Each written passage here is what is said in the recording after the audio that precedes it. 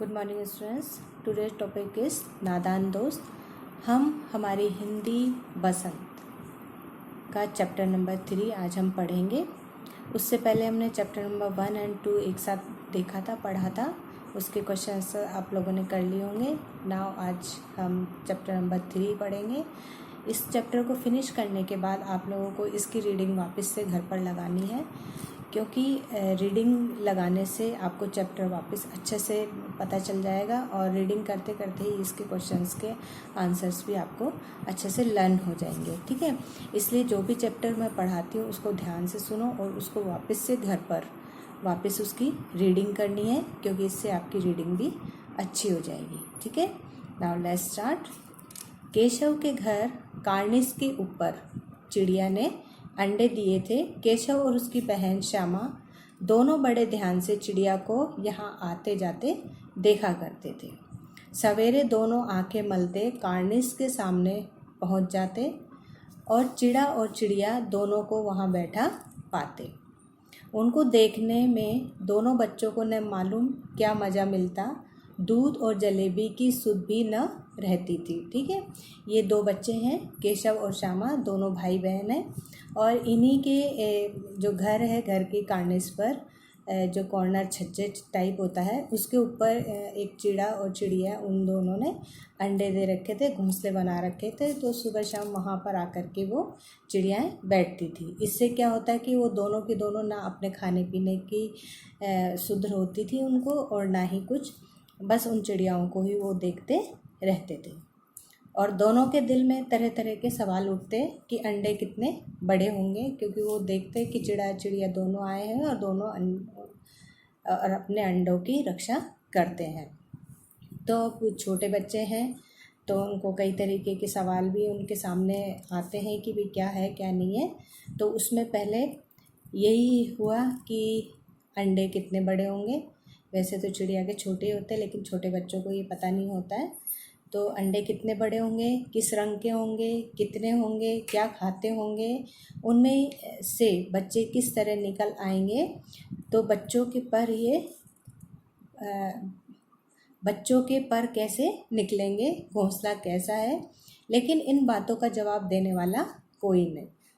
न अम्मा को घर के काम धंधों से फुर्सत थी, न बाबूजी को पढ़ने लिखने से। दोनों बच्चे आपस में ही सवाल जवाब करके अपने दिल को तसल्ली दे दिया करते थे। ठीक है, अब उनके मन में जो इतने सारे सवाल उठ रहे थे, अब उनका जवाब कौन देता। इसीलिए बस वो अपने आप में ही सवाल करते रहते थे, क्योंकि उनकी जो पेरेंट्स थे उनको इतने वो नहीं फ्री नहीं थे, उनके भी बहुत सारे काम हुआ करते थे, इसलिए वो इन चीज़ों पर ज़्यादा ध्यान नहीं देते थे। और दोनों बच्चे आपस में ही सवाल करते रहते थे। श्यामा कहती, दोनों क्यों भैया, बच्चे निकलकर फुर से उड़ जाएंगे। केशव विद्वानों जैसे गर्व से कहता, नहीं री पगली, पहले पर निकलेंगे, बगैर परों के बेचारे कैसे उड़ेंगे। पर यानी पंख, पहले पंख निकलेंगे, उसके बाद ही तो वो उड़ पाएंगे, उससे पहले तो उड़ ही नहीं पाएंगे। तो श्यामा बच्चों को क्या खिलाएगी बेचारी। श्यामा कह रही है कि बच्चों को क्या खिलाएगी बेचारी। ये चिड़िया के लिए बोल रहे हैं कि जो ये चिड़िया है वो अपने बच्चों को क्या खिलाएगी। केशव इस पेचीदा कठिन सवाल का जवाब कुछ ना दे सकता था। कठिन पेचीदा जो वो थोड़ा मुश्किल होता है सवाल। इस तरह 3-4 दिन गुजर गए। दोनों बच्चों की जिज्ञासा दिन दिन बढ़ती जाती। अंडों को देखने के लिए वे अधीर हो उठते थे। उन्होंने अनुमान लगाया कि अब जरूर बच्चे निकल आए होंगे। बच्चों के चारे का सवाल अब उनके सामने आ खड़ा हुआ, यानी कि खाना, अब कि क्या खाएंगे। अगर बच्चे निकल आए तो वो बच्चों के लिए खाना क्या होगा, वो क्या खाएंगे। चिड़िया बेचारी इतना दाना कहाँ पाएगी। मतलब अब चिड़िया है तो अपने बच्चों की देख रेख के लिए दाना पानी की व्यवस्था तो करेगी, लेकिन ये दोनों बच्चे ये सोच रहे हैं कि जो एक छोटी सी चिड़िया है, इन सब के लिए खाना कहाँ से जुटा पाएगी। सारे बच्चों का पेट भरे, गरीब बच्चे भूख के मारे चू चू करके मर जाएंगे। ठीक है, लेकिन चिड़िया है, अब जैसे सभी लोग अपने बच्चों की परवाह करते हैं, उनके खाने पीने की व्यवस्था पूरी रखते हैं। उसी तरीके से जो जानवर हैं या पक्षी हैं, ये सब भी अपने बच्चों की उतनी ही परवाह करते हैं जितने अपन लोग करते हैं। इस मुसीबत का अंदाज़ा करके दोनों घबरा उठे। दोनों ने फैसला किया कि कार्निस पर थोड़ा सा दाना रख दिया जाए। ठीक है, तो उस छज्जे के ऊपर क्या है कि थोड़ा सा दाना पानी रख दिया जाए ताकि जो चिड़िया है वो परेशान नहीं हो। श्यामा खुश होकर बोली, तब तो चिड़िया को चारे के लिए कहीं उड़कर न जाना पड़ेगा। केशव, नहीं, तब क्यों जाएगी? केशव कह रहा है कि तब क्यों जाएगी, क्योंकि अपन दाना पानी रख ही देंगे तो उसको जाने की आवश्यकता ही नहीं होगी। श्यामा, क्यों भैया, बच्चों को धूप न लगती होगी? केशव का ध्यान इस तकलीफ़ की तरफ नहीं गया था। बोला, ज़रूर तकलीफ़ होती होगी, बेचारे प्यास के मारे तड़पते होंगे, ऊपर छाया भी तो नहीं है। आखिर यही फैसला हुआ कि घोंसले के ऊपर कपड़े की छत बना दी जाएगी। पानी की प्याली और थोड़े से चावल रखने का प्रस्ताव भी स्वीकृत हो गया। अब दोनों भाई बहनों में यही बात चल रही है कि क्या क्या रखा जाए। तो उन्होंने एक कटोरी में थोड़ा सा पानी और थोड़े से चावल के दाने वहाँ पर रख दिए, जिससे क्या है कि चिड़िया को कोई भी परेशानी ना हो और वो आसानी से अपने बच्चों की देखभाल कर सके। दोनों बच्चे इतने चाव से काम करने लगे। श्यामा माँ की आंख बचाकर मटके से चावल निकाल लाई। केशव ने पत्थर की प्याली का तेल चुपके से ज़मीन पर गिरा दिया और उसे खूब साफ करके उसमें पानी भरा। अब चांदनी के लिए कपड़ा कहाँ से लाए? चांदनी यानी उनको ऊपर छाया के लिए ढकने के लिए कपड़ा कहाँ से आए? फिर ऊपर बगैर छड़ियों के कपड़ा ठहरेगा कैसे और छड़ियाँ खड़ी होंगी कैसे? ठीक है, अब उसके ऊपर चांदनी लगाने का काम कि कैसे क्या होगा, तो उसकी भी ये तैयारी करने लगे कि अगर हम ढक भी देते हैं तो उसको ढकने के लिए जो साइड में जो सहारा लगाएंगे, जो लकड़ियाँ लगाएंगे, छड़ियाँ लगाएंगे, वो कैसे टिकेंगी। केशव बड़ी देर तक इसी उधेड़-बुन में रहा। आखिरकार उसने इस मुश्किल भी हल कर दी। श्यामा ने बोला, जाकर कूड़ा फेंकने वाली टोकरी उठा लाओ, अम्मा जी को मत दिखाना। ठीक है, अब वो चुपके चुपके से ये सारा काम कर रहे हैं। श्यामा, वह तो बीच से फटी हुई है, उसमें से धूप न जाएगी। केशव ने झुल्लाकर कहा, तू टोकरी तो ला, मैं उसका सुराग बंद करने की कोई हिकमत निकालूंगा, यानी कोई तरीका निकालूंगा। श्यामा दौड़कर टोकरी उठा लाई। केशव ने उसमें सुराख यानी जो होल हो रहा था, छेद हो रहा था, वो में थोड़ा सा कागज़ ठूंस दिया। तब टोकरी को एक टहनीस में टिकाकर बोला, देख ऐसे ही घोंसले पर इसकी आड़ कर दूंगा, तब कैसे धूप जाएगी। श्यामा ने दिल से सोचा, भैया कितने चालाक है। ठीक है, अगर कोई एक दोनों में से कोई भी एक अच्छा काम कर लेता है या कुछ आगे की सोच लेता है तो दूसरे के मन में यही होता है कि कितने समझदार और कितने चालाक हैं कि ये अपना काम आसानी से कर लेते हैं। अब है गर्मी के दिन थे, बाबूजी दफ्तर गए हुए थे।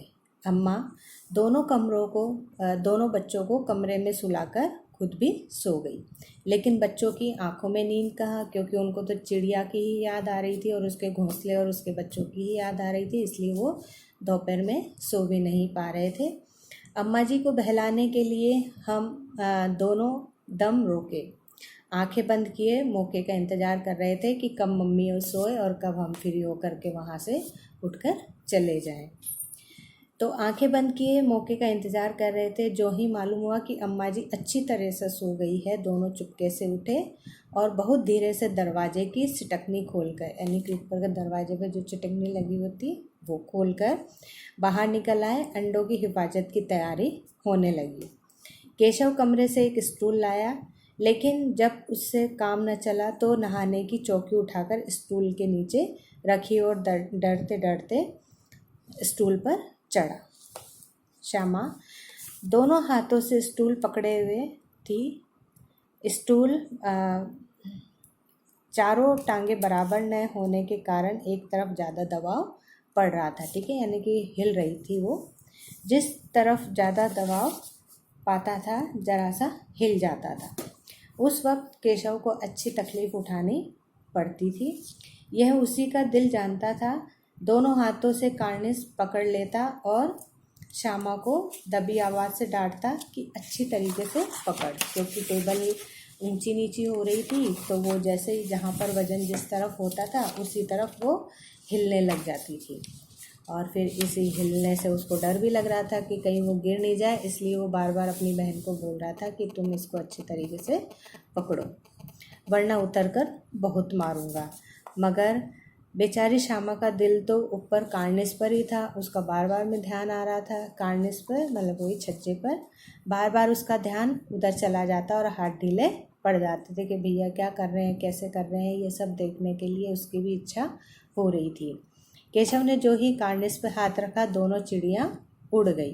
केशव ने देखा कार्निस पर थोड़े तिनके बिछे हुए हैं और उस पर 3 अंडे पड़े हैं। जैसे घोंसले उसमें पेड़ों पर देखे थे, ठीक है, वैसे ही घोंसला उन्होंने उस छज्जे पर श्यामा और केशव के घर था, उसके छज्जे पर उन्होंने बना रखे थे। वैसा कोई घोंसला नहीं।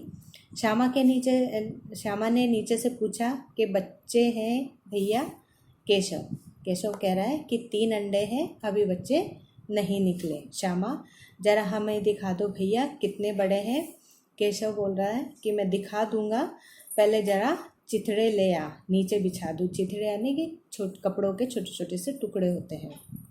बेचारे अंडे तिनकों पर ही पड़े हुए। अब वो दोनों छोटे थे, समझ नहीं आ रहा था उनको कि जो चिड़िया है उस ऐसे ही घोंसले बनाती है और उन तिनकों पर ही वो अंडों को रखती है। लेकिन इनका मन थोड़ा ऐसा दुखी हो रहा था कि जो इनके जो अंडे हैं वो ऐसे ही तिनकों पर पड़े, इसलिए वो उसके नीचे कपड़े बिछाने की तैयारी करता है। तो केशव अपनी बहन को बोलता है कि तुम जा कर के वहाँ से कुछ छोटे छोटे से टुकड़े यानी चिथड़े ले आओ और इनके नीचे बिछा दूँगा। श्यामा दौड़कर अपनी पुरानी धोती फाड़कर एक टुकड़ा लाई।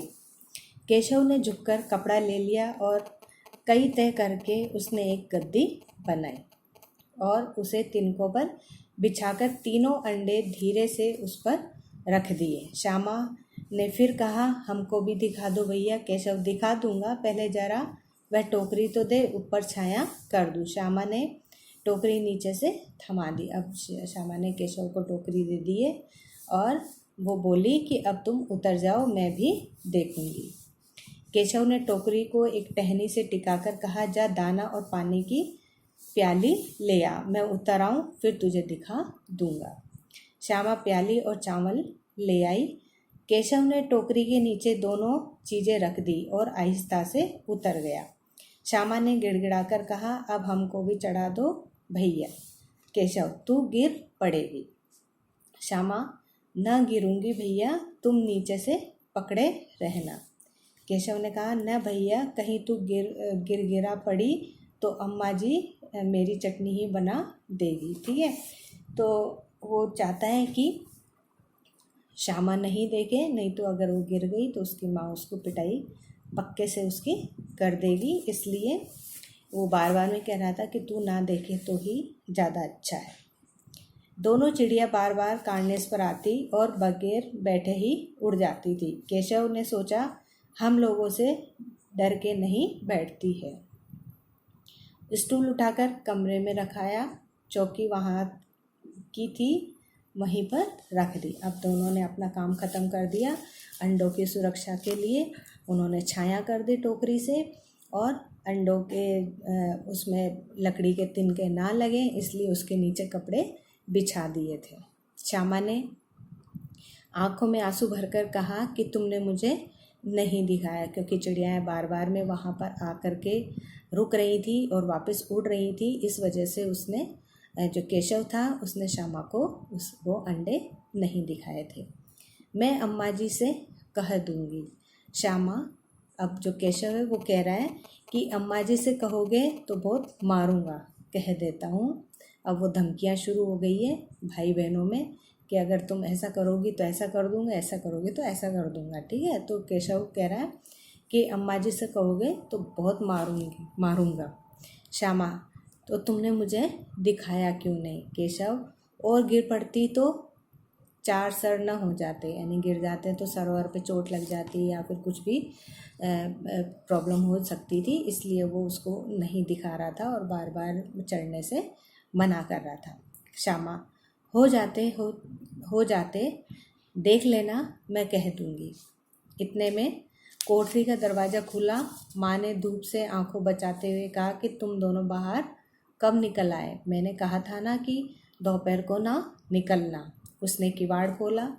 किवाड़ केशव ने खोला था, लेकिन श्यामा ने माँ से ये बात नहीं कही। उसे डर लगा कि भैया पिट जाएंगे।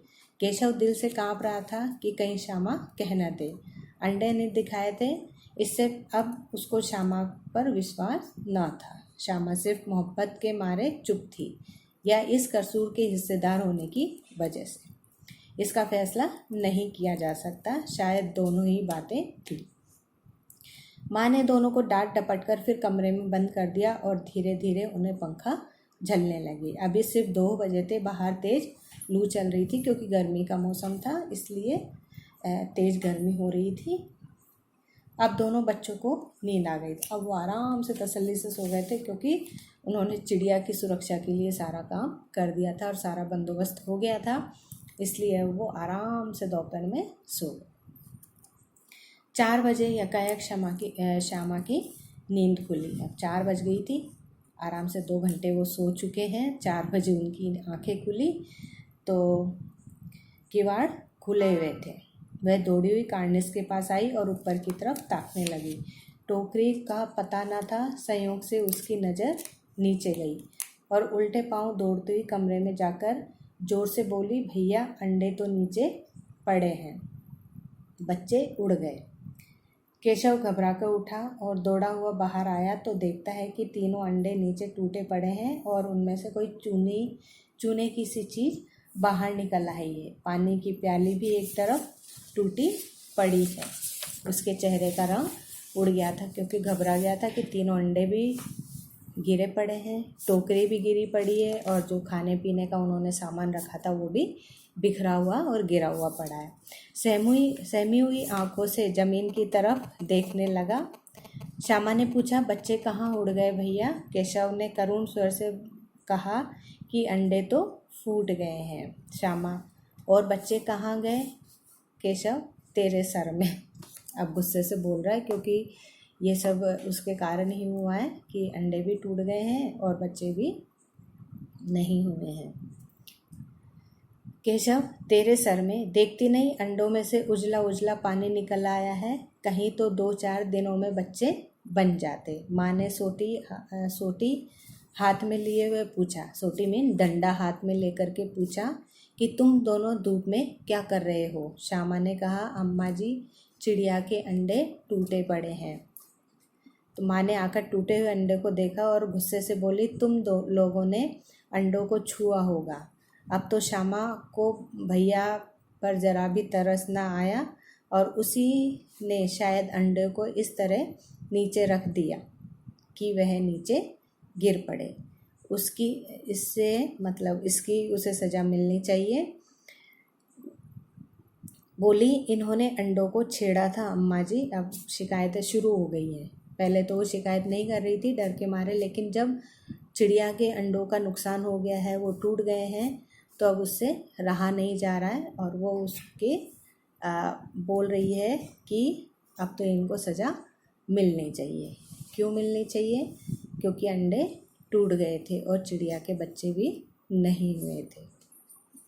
इन्होंने अंडों को छेड़ा था अम्मा जी। माँ ने केशव को कहा, क्यों रे?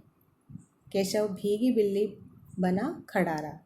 माँ, तू वहाँ पहुँचा कैसे? अम्मा पूछ रही है कि तू वहाँ इतने ऊपर पहुँचा कैसे, क्योंकि वो पहुँचने में उन्होंने तो एक टेबल का यूज़ किया था। टेबल भी छोटी पड़ गई थी तो एक चौकी का यूज़ किया था। चौकी के ऊपर वो टेबल रख करके वो चढ़ गए थे और वहीं पर वो दाना पानी और अंडों की सुरक्षा के लिए कुछ ना कुछ प्रयास कर रहे थे। तो अब माँ पूछ रही है कि तू वहाँ पर पहुँचा कैसे, क्योंकि छज्जा बहुत ऊंचाई पे था और वहीं पर वो अंडे चिड़ियाओं ने रखे हुए थे। श्यामा चौकी पे स्टूल रखकर चढ़े अम्मा जी। अब श्यामा पोल खोल रही है धीरे धीरे कि क्या हुआ था क्या नहीं हुआ था। अंडे टूट जाने की वजह से वो भी परेशान हो रही है और उसकी माँ भी बहुत गुस्से में है और वो पूछ रही हैं कि क्या हुआ था क्या नहीं हुआ था, जिसके कारण ये अंडे टूट गए हैं। तो श्यामा कह रही है चौकी पर स्टूल रखकर चढ़े अम्मा जी। केशव तू स्टूल थामे नहीं खड़ी थी। अब दोनों की शुरू हो गई है कि किसने क्या क्या क्या कहा था और किसने क्या कहा था। दोनों की शिकायतों का वो खुल गया है और अब एक दूसरे पर ब्लेम कर रहे हैं कि तुमने ये किया, तुमने ये किया और तुमने ये किया। वो स्टूल और उस पर चढ़ा था तो वो अब कह रहा है कि तुमने उसको पकड़ा नहीं था क्या, तुमने भी तो पकड़ रखा था, है ना। अब छोटे बच्चे होते हैं तो जब एक की खुल जाती है पोल तो फिर वो दूसरों की तो शुरू ही हो जाते हैं कि भाई क्या करना है, इसने क्या किया था और उसने क्या किया था। सारी शिकायतें वापस शुरू हो जाती है। केशव तू स्टूल थामे नहीं खड़ी थी। श्यामा तुम्ही ने तो कहा था। अब एक दूसरे पे ब्लेम शुरू हो गए हैं। माँ तू इतना बड़ा हुआ, तुझे अभी भी नहीं मालूम कि छूने से चिड़िया के अंडे गंदे हो जाते हैं। ठीक है, चिड़िया फिर उन्हें नहीं सेती है, यानी कि उन अंडों को अगर किसी इंसान का हाथ लग जाता है तो वो गंदे हो जाते हैं और वो चिड़िया को पता चल जाता है, क्योंकि उसकी स्मेल से ही पता चल जाता है कि अंडों को किसी ने छुआ है। तो वो क्या करती है कि उन अंडों को गिरा देती है और पकाती नहीं है। अगर पक जाते और कोई छूटता नहीं उसको तो पक जाते तो उसमें से आराम से बच्चे निकल जाते। लेकिन इन दोनों भाई बहनों ने ये काम किया, गलत किया कि चिड़िया के बच्चों को, चिड़िया के जो अंडे थे उनकी, अब छोटे बच्चे हैं वो तो अपनी तरफ से तो पूरी तैयारी पूरा अच्छा कर रहे थे बच्चों के लिए, उनकी चिड़िया के लिए, अंडों के लिए, सबके लिए, कि भाई किसी तरह की कोई परेशानी नहीं हो। लेकिन वो ये नहीं जानते थे कि किसी भी पक्षी के अंडे अगर छू लेते हैं तो वो ख़राब हो जाते हैं और चिड़िया या कोई भी पक्षी होता है वो पहचान जाता है कि हमारे अंडों को किसी ने छुआ है या हाथ टच किया है, तो उसके बाद उन अंडों के पास वो फटकती तक नहीं है और उनको डिस्ट्रॉय कर देती है, उनको नष्ट कर देती है, जिससे क्या हो जाता है वो अंडे भी ख़राब और बच्चे भी नहीं होते और वो चिड़ियाएँ अपना उस जगह को और उस घोंसले को छोड़ करके वहाँ से चली जाती है। तो ये होता है अगर किसी पक्षी के अंडों को अगर छूते हैं तो वो दोबारा उस चीज़ पर या उस जगह पर वो नहीं आते और अपने जो घोंसला होता है और जो अपने अंडे होते हैं उन सबको वहीं पर छोड़ देती है, अंडों को नष्ट करके, और वहाँ से वो चली जाती, फिर दोबारा से लौट करके उस जगह नहीं आती है। तो माँ कह रही है कि तू इतना बड़ा हो गया लेकिन तुझे अभी तक पता नहीं है कि चिड़िया या कोई भी जो पक्षी होते हैं उसके अंडों को अगर हम छू लेते हैं तो वो ख़राब हो जाते हैं, वो गंदे हो जाते हैं, उनको वो गंदा मान करके उनको नष्ट कर देती हैं। ठीक है, और दोबारा से उन पर सेती नहीं है, मतलब बैठती नहीं है, वहाँ पर आती नहीं है। श्यामा ने डरते डरते पूछा तो क्या चिड़िया ने अंडे गिरा दिए अम्मा? अब दोनों को दुख तो बहुत हो रहा था लेकिन एक दूसरे पे ब्लेम भी हो रही थी, लड़ाई झगड़ा भी हो रहा था, वो उसका कह रहा था, वो उसका कह रहा था। लेकिन फिर भी उन्होंने यही क्वेश्चन एक बार फिर दिमाग में आया कि जो चिड़िया है उसी ने अंडे गिरा दिए, क्योंकि वो ख़राब हो गए थे। उसकी माँ ने उनको बताया कि अंडे ख़राब हो जाते तो वो वापस सेती नहीं है।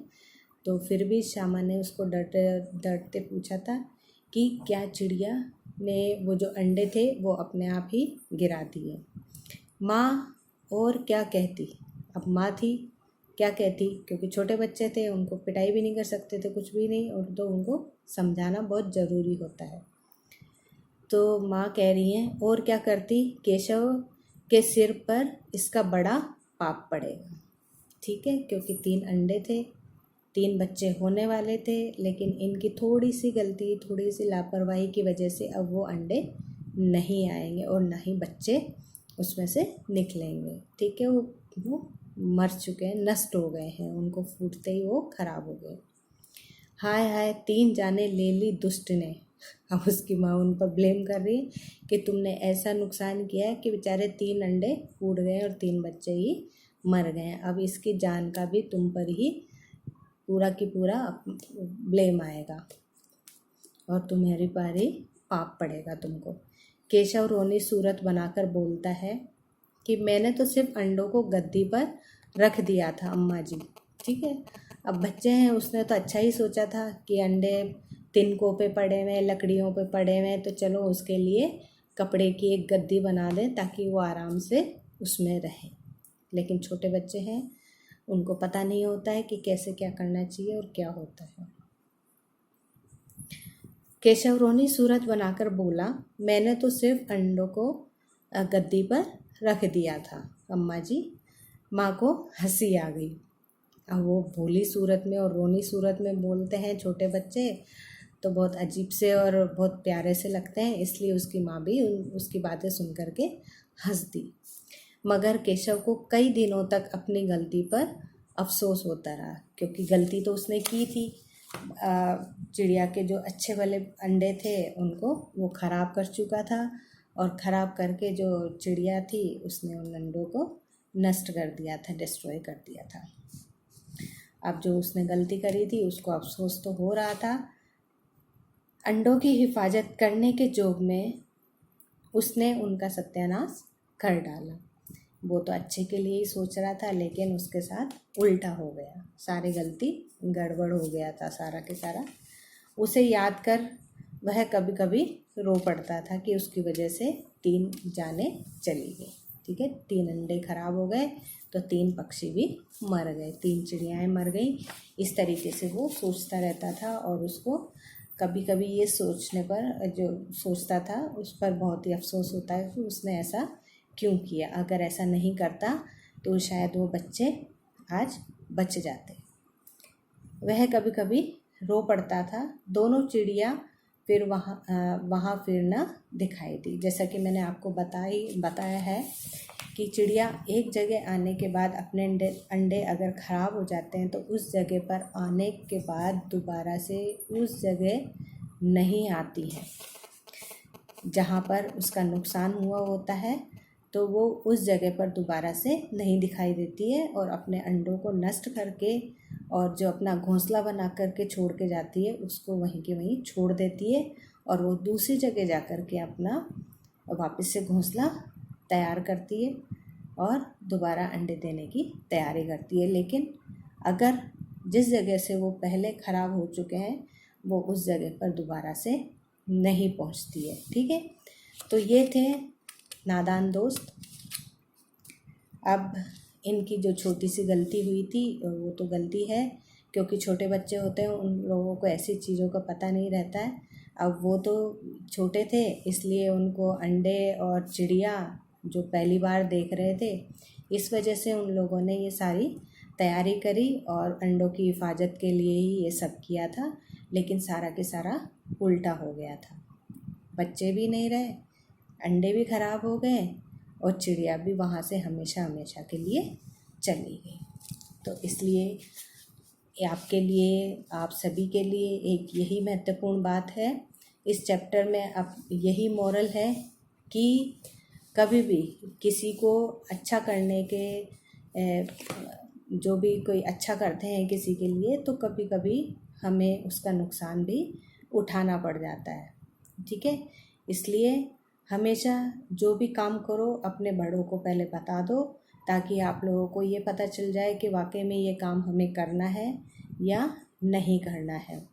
तो इसलिए जो भी कोई काम करो, जो भी कोई कुछ पूछो या कुछ भी ऐसा कोई काम कर रहे हो, तो सबसे पहले अपने पेरेंट्स या उनसे बड़े का, जो बड़े लोग होते हैं तो उन्हें वो सारी बातें बता देनी चाहिए ताकि हमें समय समय पर गाइडेंस मिल जाए। अगर ये बच्चे दोनों के दोनों अपनी माँ को सब बता देते कि हमें अंडे देखने हैं और चिड़िया के आती है तो वहाँ पर एक अंडों का घोंसला है और हमें देखना है, तो माँ पहले ही उनको सावधान कर देती कि नहीं बच्चों, तुम्हें ऐसा नहीं करना है। क्यों? क्योंकि अगर आप लोग अंडों को छुओगे तो पक्षी वो अंडों को गिरा देंगे और वो खराब हो जाएंगे। लेकिन इन बच्चों ने ऐसा नहीं किया, इसीलिए आप लोगों से भी यही कहती हूँ कि इस चैप्टर से हमें यही मॉरल मिला है, यही शिक्षा मिली है कि कोई भी काम करो तो अपने पेरेंट्स से कभी ना छुपाओ। ठीक है, हमेशा उनकी निगरानी में ही कोई काम करो। अगर आप लोगों को कोई काम करना है तो पहले अपने पेरेंट्स की और बड़ों की परमिशन लो, उनको बताओ कि हमें ये करना है, ऐसा करना है। तो अगर वो यस बोलते हैं और अच्छी गाइडेंस देते हैं आप लोगों को अच्छा करने के लिए, तो फिर उस काम को आप कंप्लीट करो। ठीक है, अपने आप से ही कुछ ना करो, क्योंकि उससे किसी न किसी का नुकसान ज़रूर हो जाता है। इसलिए हमेशा अपने पेरेंट्स को हर बातों का पता होना चाहिए और उनको सारी बातें उनको बता देनी है। उनसे छुप के आपको लोगों को कुछ भी नहीं करना है, इससे आप लोगों को ही नुकसान उठाना पड़ेगा। ठीक है, आज हमारा ये जो चैप्टर है ये फिनिश हो गया है। अब आप लोगों को इसकी वापस से रीडिंग करनी है। इसके क्वेश्चन आंसर्स हैं वो मैं आपको सेंड कर दूँगी, तो आप लोगों को ये वर्क आपकी कॉपी में करना है। अगर आपके पास रखी हुई है पुरानी कॉपी तो उसमें कर लो, या फिर बाहर से आप लोग की कॉपी में इनको कर लेना। ठीक है, और इन चैप्टर्स को जो मैं पढ़ा रही हूँ उनको इनके क्वेश्चन आंसर्स भी आपको लर्न करना है। ठीक है, now class is finished and आपको चैप्टर अच्छा लगा होगा। ये आप लोगों इसको वापस से घर पे वापस रीडिंग करना है इसकी दोबारा से, तो आपको और अच्छे से आ जाएगा और इसके जितने भी क्वेश्चंस हैं वो अपने आप ही आपको लर्न हो जाएंगे। ठीक है, तो thank you and have a nice day.